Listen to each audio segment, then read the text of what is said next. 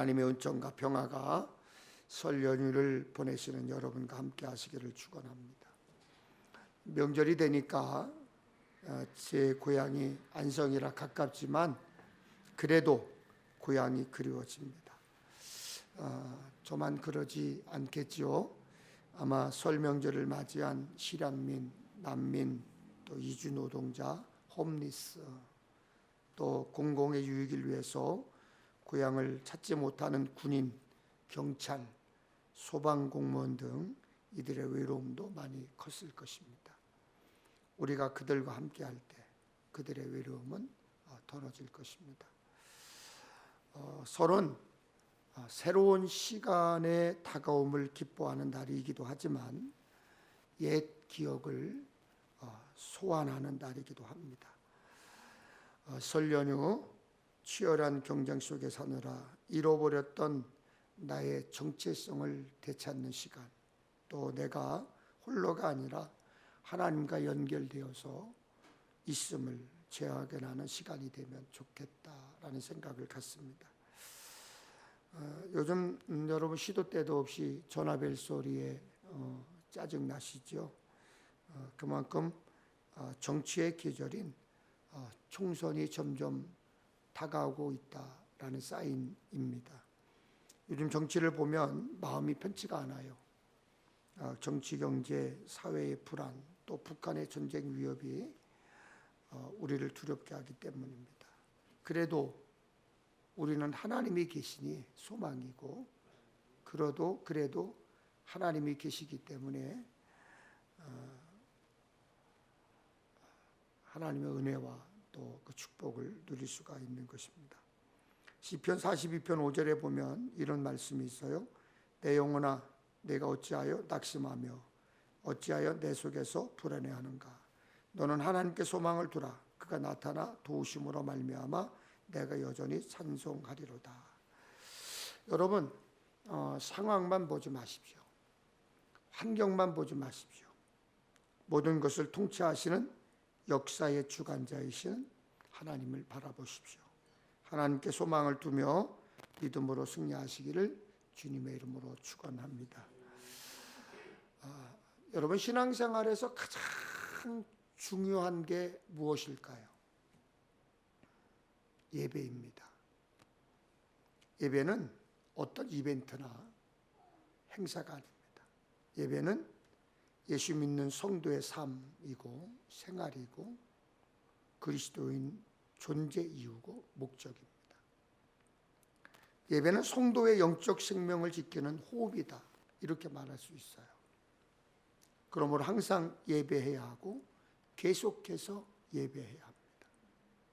숨을 오래 멈추었다가 한꺼번에 몰아서 숨 쉴 수가 없죠. 숨을 오래 멈추었다가 한꺼번에 쉬게 되면 반드시 치명적인 병을 가져오게 됩니다. 한꺼번에 몰아서 예배하면 되지 않을까? 그것은 온전한 예배자, 온전한 그리스도인이 아닙니다. 교회는 예배를 위해 모이는 예배자들의 모임이에요. 교회의 첫 번째 목적은 예배입니다. 목적이 예배가 아닌 사람은 예배자, 또 신앙인이 아닙니다. 필립 얀시라고 하는 분이 놀라운 하나님의 은혜라는 책을 썼습니다. 그 책에는 교회 간에 이렇게 기록되어 있습니다. 교회는 사회를 정화시키는 곳도 도덕적 기능을 수행하는 것도 아니다. 교회가 존재하는 이유는 하나님을 예배하기 위해서다. 주일 예배를 마치고 떠날 때 우리의 질문은 무엇을 얻었는가가 아니라 하나님이 기뻐하셨는가이다. 이것이 예배이다 라고 하는 책을 쓴 토저라는 분이 이렇게 말했습니다. 나는 인간의 존재의 목적이 오직 하나님을 예배하는 것이라는 진리를 계속 역설했다. 우리는 예배를 위해 태어났고 예배를 위해 거듭났다. 우리가 창조되고 또한 재창조되는 것은 하나님을 예배하기 위해서다. 교회의 존재 목적도 예배다. 우리의 교회는 무엇보다도 하나님을 예배하기 위해 이 땅에 존재한다. 예배는 교회의 2차적 목적이 아니며 교회의 액세서리도 아니다. 예배가 교회의 1차적 목적이고 그 외의 모든 것을 2차, 3차 또는 4차 목적이다. 여러분에게 질문하고 싶어요. 여러분은 지금 왜 교회에 오셨습니까?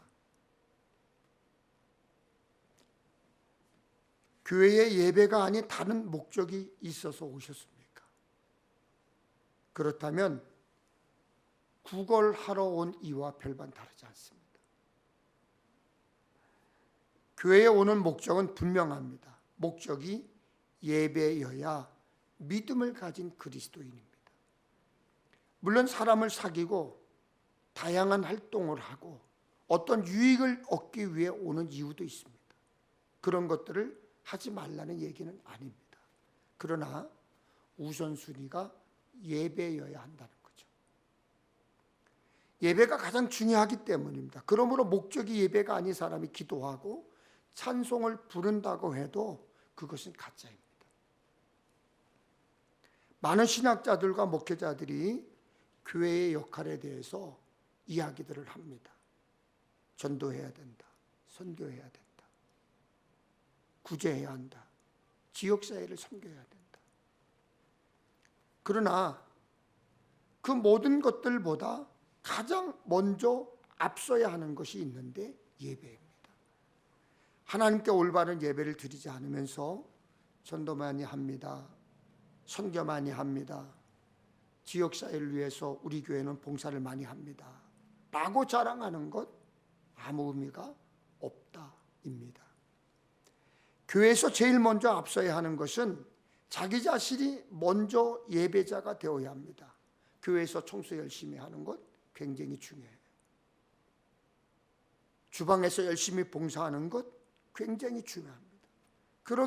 그러나 그러기 전에 자신이 먼저 온전한 예배를 드리는 예배자가 되어야 합니다.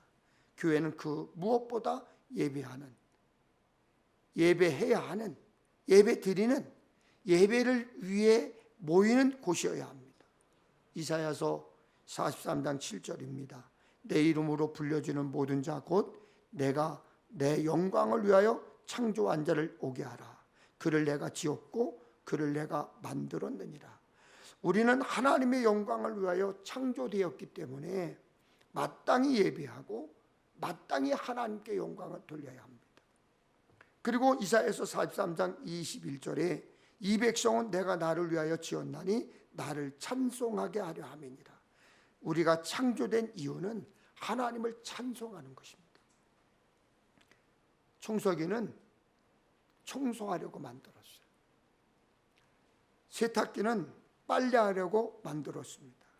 사람은 하나님을 찬양하며 살라고 지음받았습니다.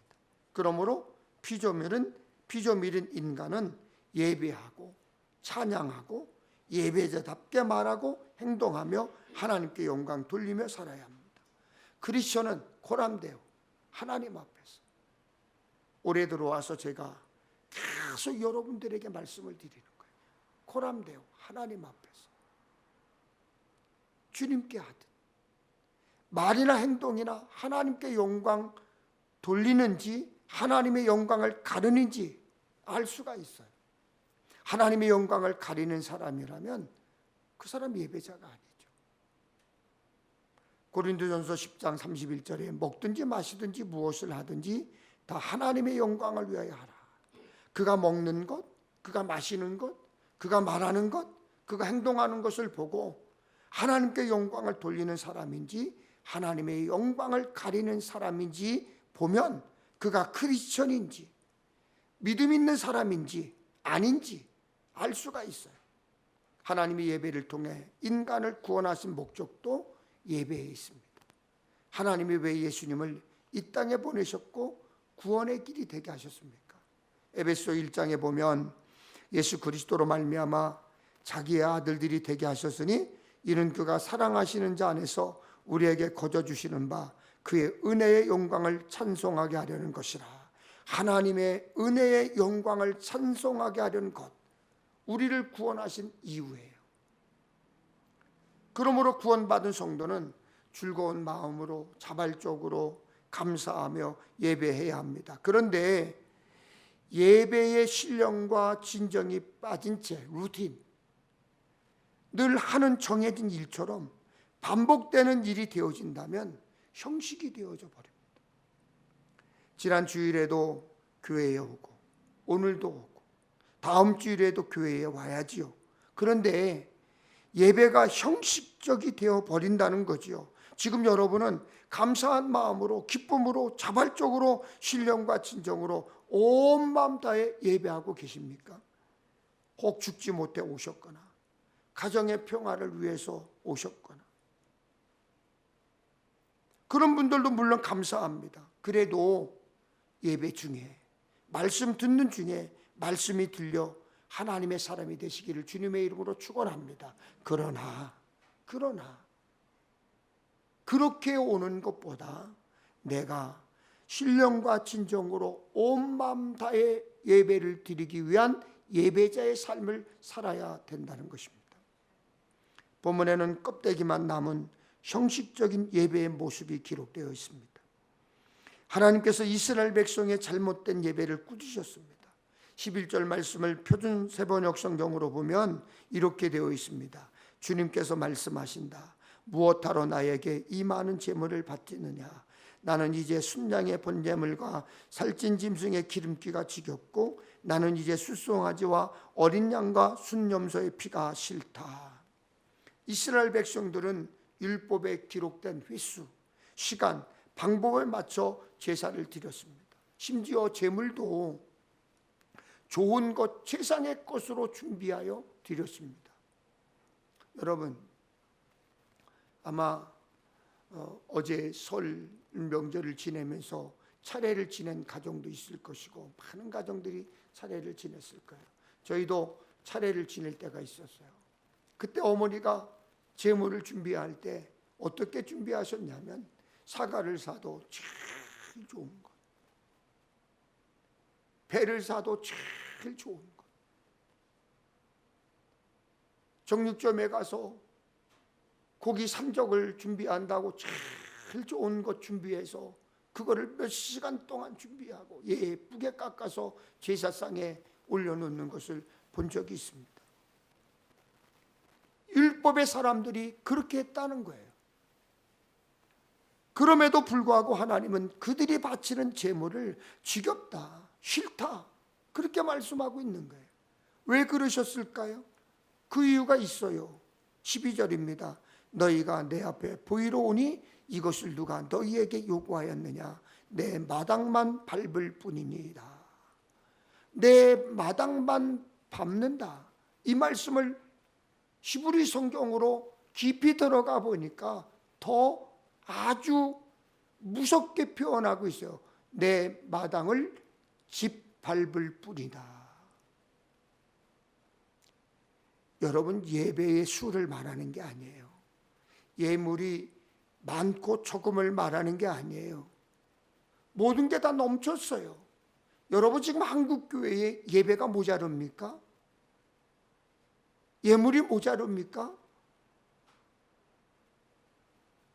모든 게 다 넘쳤다는 거예요. 단지 영과 진리로 예배하지 않으면 그 어떤 것도 무익한 짓이라는 거죠.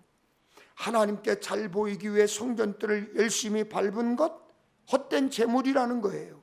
마음은 하나님을 향해 있지 않으면서 하나님께 잘 보이려고만 하는 모습. 나 오늘 예배 드렸다, 교회 갔다 왔다 말하기 위해 오는 예배, 머릿속에는 온통 딴 생각으로 가득 차 있으면서도 예배의 자리에 앉아 있는 것, 하나님은 그런 예배는 싫다. 바로 그거예요. 그리고 하나님이 제물을 받지 않으셨다는 것은 요즘으로 말하면 헌금을 받지 않으셨다는 의미가 됩니다. 11절 13절까지 제물과 연관된 단어가 8번이나 나옵니다. 그럼에도 하나님은 이스라엘 백성들이 드리는 각양각색의 제물을 뭐라고 하셨어요? 헛되다 그러셨어요. 우리의 헌금도 하나님 앞에서 하나님이 받지 않으시는 헛된 것이 될 수 있다는 거죠. 예수 믿는 사람은 정직하게 돈을 벌어야 돼요. 아멘. 그리고 진실된 마음 없이 드리는 헌금이 아니라 신실한 마음으로 드려야 합니다. 하나님을 경외하는 마음 없이 형식만 취했다면 아무리 헌금을 많이 해도 하나님이 기뻐하지 않는 헛손질이 되고 마는 것입니다. 그리고 회개 없는 예배, 헛된 예배입니다. 회개가 없는 예배는 아무런 가치도 없는 것이니 당연히 하나님께서 가증히 여기시고 드리는 예배와 예물을 불쾌히 여기시는 거죠. 요즘 저희 큰아들, 막내 아들이 목회를 하다 보니까 대화를 참 많이 나눠요. 그러면 저희 큰아들이 늘 하는 얘기가 있어요. 아버지, 저희 교회는 회개를 강조합니다. 그래서 제가 때로는 이렇게 질문을 해요. 배 목사, 성도들이 그런 설교 듣고 싶지 않을 걸, 그런 설교를 하면 듣기 싫어할 걸, 처음에 그것 때문에 아마 어려움을 좀 겪었던 것 같아요. 성도들이 찾아와서 목사님, 그런 설교 하지 마십시오. 우리 교회가 127년의 역사 속에서 그런 설교 수도 없이 들었지만 회개하는 사람 별로 없었고 바뀌는 사람 별로 없었습니다. 마음의 부담을 느끼고 얼마나 많이 기도했는지 몰라요. 이 설교를 해야 될까? 이 설교를 계속하면서 성도들과 부딪혀야 할까? 아니면 하나님의 말씀을 그대로 전하는 것이 옳을까? 기도하다가 내가 회개의 말씀을 계속 전해야 되겠다.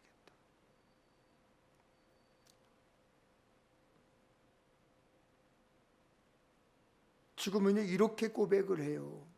아버지, 우리 교회 180도로 바뀌었습니다.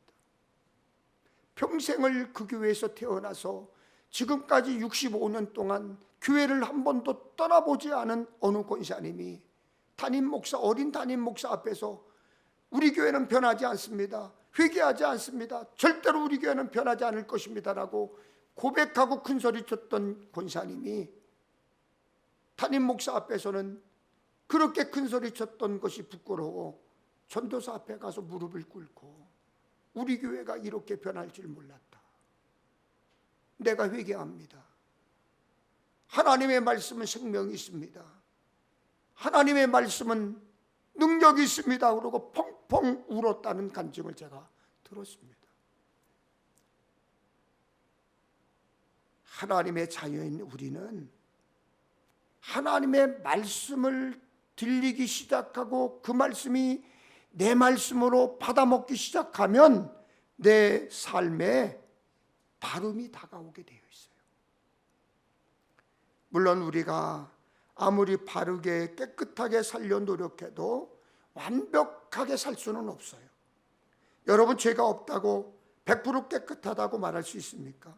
그래도 할 수 있는 최선의 노력을 하며 살아야 돼요. 내가 크리스찬이니까, 내가 예수 믿는 사람이니까 그렇게 살겠다고 노력을 해야 돼요. 우리의 인생이 뭡니까? 우리의 하루하루의 삶이 모여서 하나가 된 것이 인생이에요.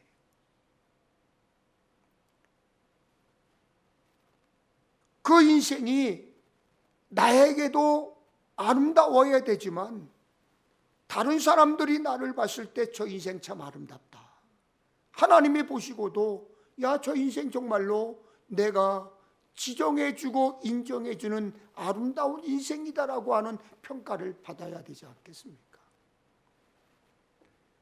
우리 감리교회는 부담금이라는 제도가 있어요.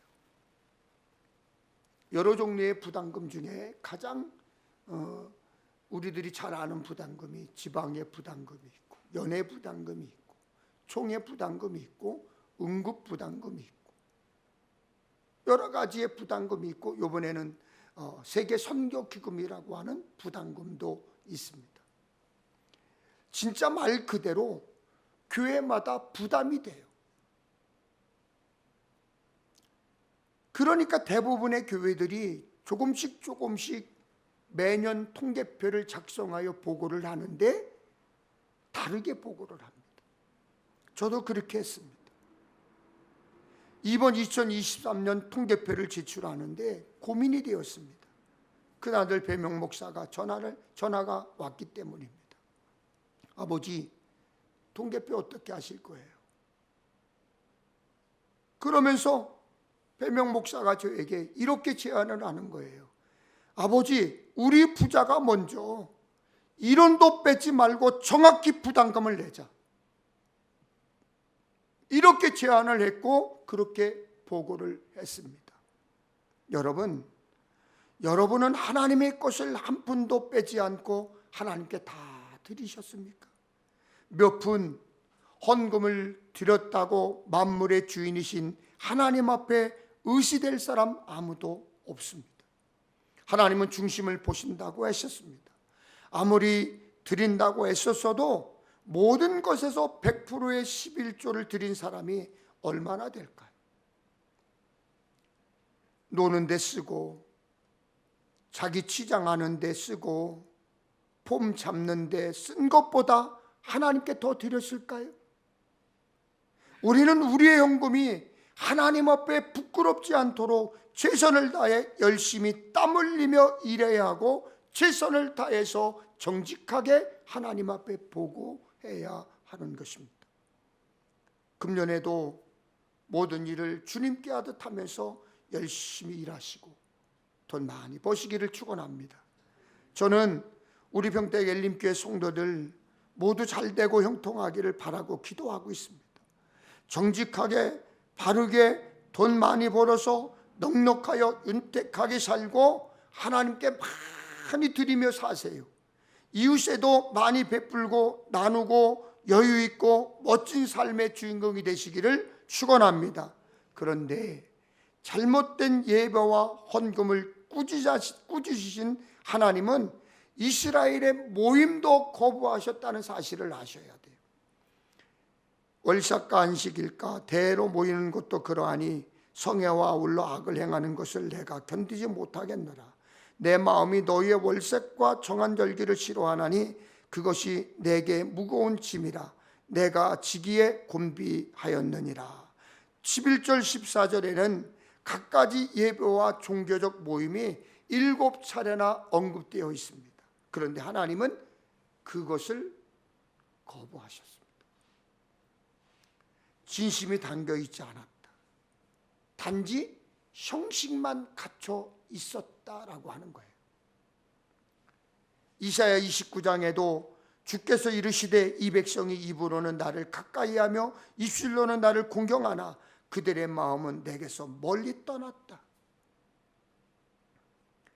예수님도 바리새인들에게서 비슷한 모습을 보시고 마태복음 15장에 이렇게 말씀하고 있어요. 외식하는 자들아, 이사야가 너희에 관하여 잘 예언하였도다. 일렀으되 이 백성이 입술로는 나를 공경하되 마음은 내게서 멀도다. 그들의 입술로는 예배하는 것 같았지만 예배의 삶을 살지 않았어요. 그들의 삶은 죄악으로 가득했고 하나님과 멀어져 있었습니다. 여러분, 예수님을 믿으면서 새 사람이 돼요. 그러나 우리는 새 사람으로 멈춰주면 안 돼요. 새 사람의 삶을 살아야 돼요.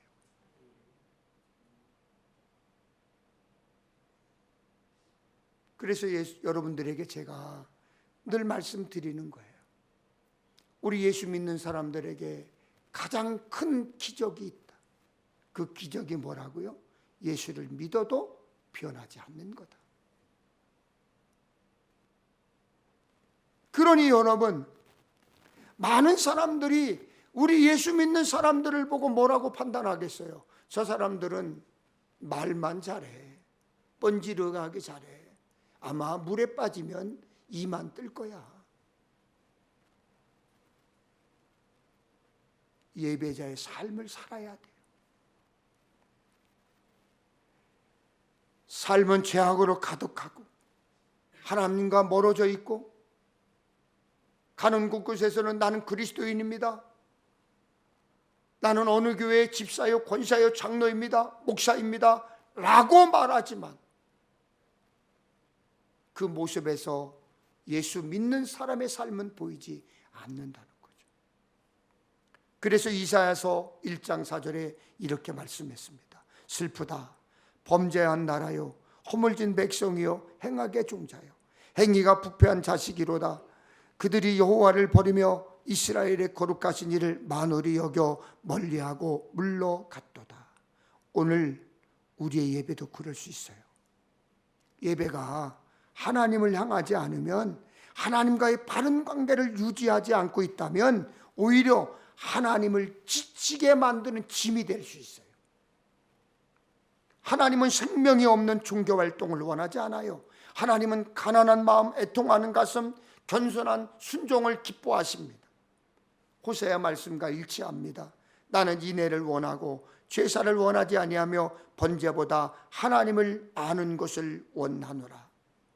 그리고 하나님은 더 엄청난 선포를 하십니다. 그들의 기도도 거부하신 것입니다. 오늘 본문 1장 15절에 새번역 성경으로 보겠습니다. 너희가 팔을 벌리고 기도한다 하더라도 나는 거들떠 보지도 않겠다. 너희가 아무리 많이 기도한다 해도 나는 듣지 않겠다. 너희의 손에는 피가 가득하다. 이 말씀을 다시 메시지 성경으로 이렇게 해석되어 있습니다. 이제 너희가 기도쇼를 벌여도 나는 외면할 것이다. 아무리 오래, 아무리 크게, 아무리 자주 기도해도 나는 듣지 않을 것이다. 왜 그런지 아느냐? 너희가 사람을 찢어 발겼기 때문이다. 너희 손에 피가 흥건하다. 여러분, 우리가 기도하는데 하나님이 안 들으신다고 하면 어떻게 합니까? 우리가 지금 기도하고 있는데 하나님이 그 기도를 듣지 않겠대요.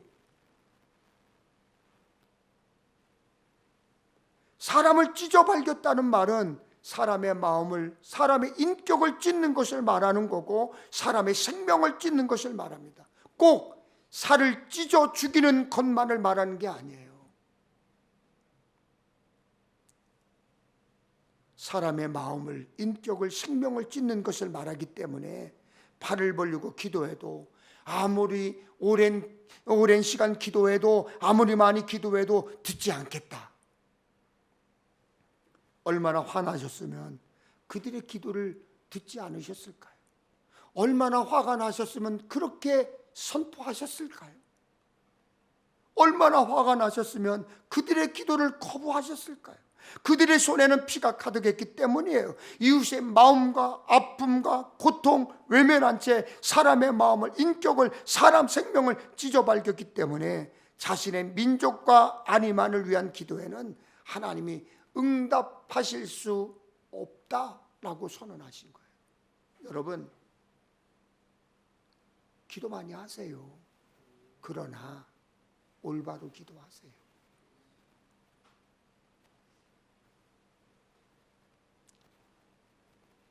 이처럼 본문에 나오는 이스라엘의 예배 헌금 기도는 하나님이 기뻐하지 않으셨습니다. 그리고 하나님께서 이렇게 말씀하셨어요. 너희는 몸을 씻어 깨끗이 하여라. 내가 보는 앞에서 하던 악한 짓을 멈추어라. 못된 짓을 그만두어라. 옳은 일을 배우고 정의를 찾아라. 억눌림 받는 사람을 구해주고 재판에서 고아들을 지켜주며 가부들의 억울한 사정을 들어주어라.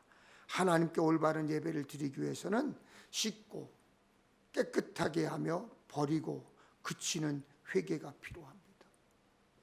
여러분, 우리 교회는 큐티하는 교회예요. 매일 큐티하셔야 돼요. 큐티인 책을 가지고, 정해진 본문을 가지고 매일 큐티하셔야 돼요. 나눠드린 기도 수첩에 여러분들이 기도 제목을 기록하며 매일 기도하셔야 돼요. 그리고 억지로라도 감사 제목을 찾아서 감사를 기록해야 돼요. 그러다 보면 여러분, 하나님의 말씀이 들리기 시작합니다. 하나님의 말씀이 들리기 시작하면 그 말씀이 달아지게 돼 있어요. 하나님의 말씀이 들리기 시작하면 그 말씀에 떨리기 시작해요. 왜요? 하나님의 말씀에 생명이 있기 때문이에요. 그 하나님의 말씀에 역사가 있고 능력이 있기 때문에 말씀이 들리기 시작하면 떨림이 와요. 떨림이 뭡니까? 감동이고 감격이에요. 우리 중에 나는 죄가 없습니다, 그렇게 말할 수 있는 사람이 몇 명이나 되겠습니까? 저도 실수가 많고 부끄러운 거 많습니다.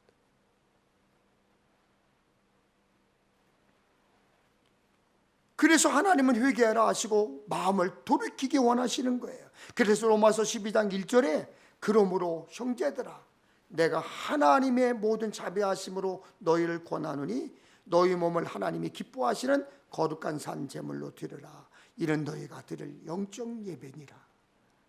삶 전체가 하나님 보시기에 합당한 예배가 되라. 삶 전체가. 교회에만 오셔서 예배 드려서는 안 돼요. 교회 바깥에서도 예배를 드려야 돼요. 어떤 분들은 교회에서는 정말로 거룩하고 신실하고 예배를 기가 막히게 잘 드리는데 가정만 들어가면 거기에서 예배를 드리지 않는 분들이 있어요.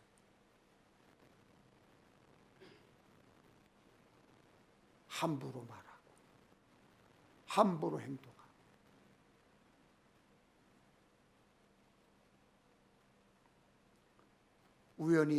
아주 우연히 며칠 전에 제 방송이지만 어느 지나가다가 어느 방송을 하나 보게 됐어요.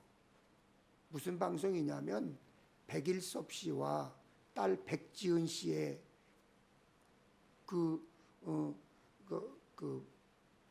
부녀지간 만나는 그런 프로그램이었었어요.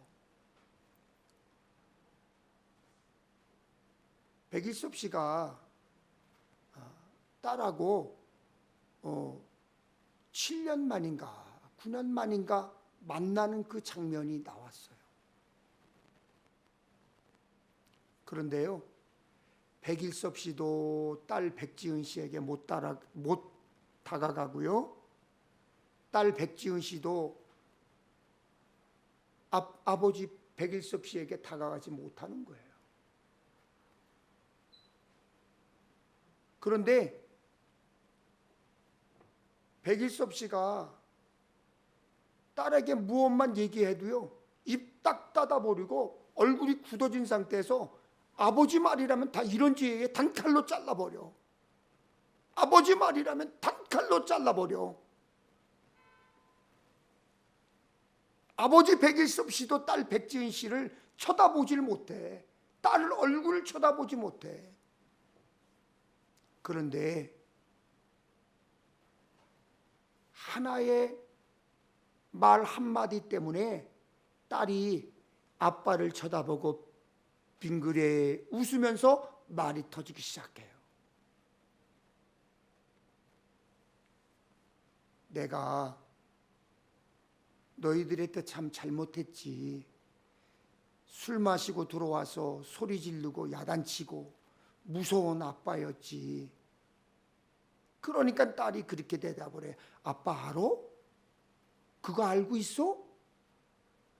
알지. 그러니까 그때서 딸 백지은 씨 얼굴이 빙그레 웃고 그때서 말이 조금씩 하기 시작하는 거예요. 여러분, 우리 예수 믿는 사람들 교회에서 기가 막히게 예배 드린들 가정에서 예배자의 삶을 살지 못한다면 그건 예배에 실패한 거예요.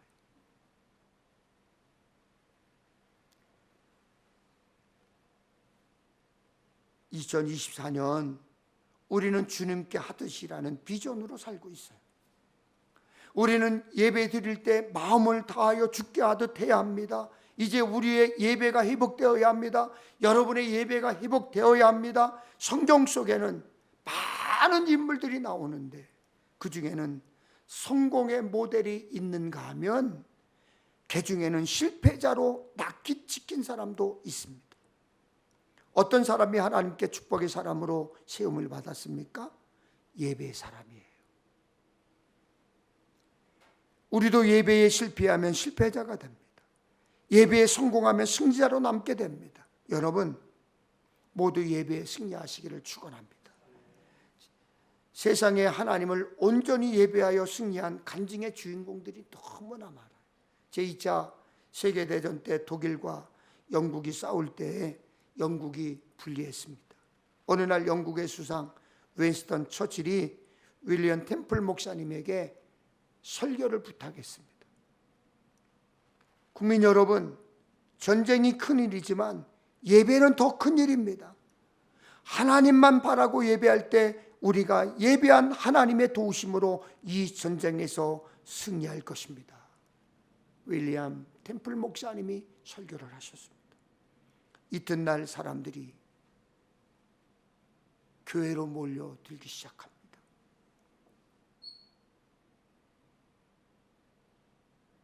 그리고 그곳에서 예배를 드리고 뜨겁게 기도하기 시작을 합니다.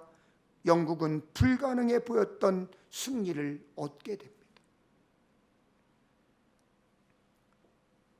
당연한 말씀을 왜 또 저렇게 전할까? 예배가 그만큼 중요하기 때문에.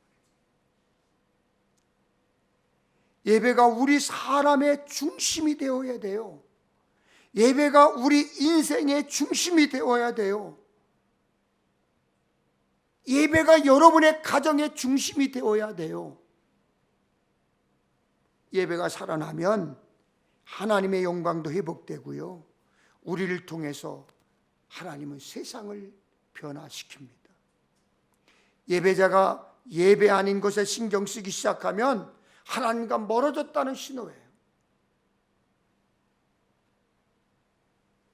하나님과 멀어지기 시작하면 하나님의 마음도 여러분에게 멀어지십니다.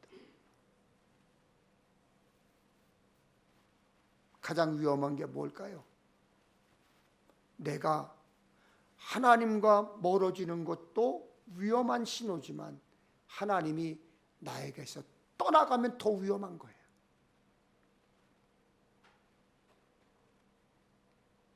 여러분, 그런 삶은 우리가 알고 있잖아요. 경험하셨잖아요. 여러분이 그런 신앙을 체험하셨잖아요. 알면서 왜 안 지킬까요? 알면서 예배의 삶이 왜 그렇게 부족할까요? 왜 그렇게 예배의 삶을 소홀히 여길까요? 여러분, 죄송한 얘기지만 예배에 소홀하신 분은 하나님을 조롱하는 거예요. 왜? 하나님을 믿는다고 하면서, 예수님을 믿는다고 하면서 예수님의 명령, 말씀에 순종하지 않으니까 그 말씀을 조롱하는 거죠. 우리 모두 한 사람 한 사람 마음을 다하여 주님께 하듯 예배하는 예배자로서 승리하는 삶의 주인공 되시기를 주님의 이름으로 축원합니다. 전능하신 하나님,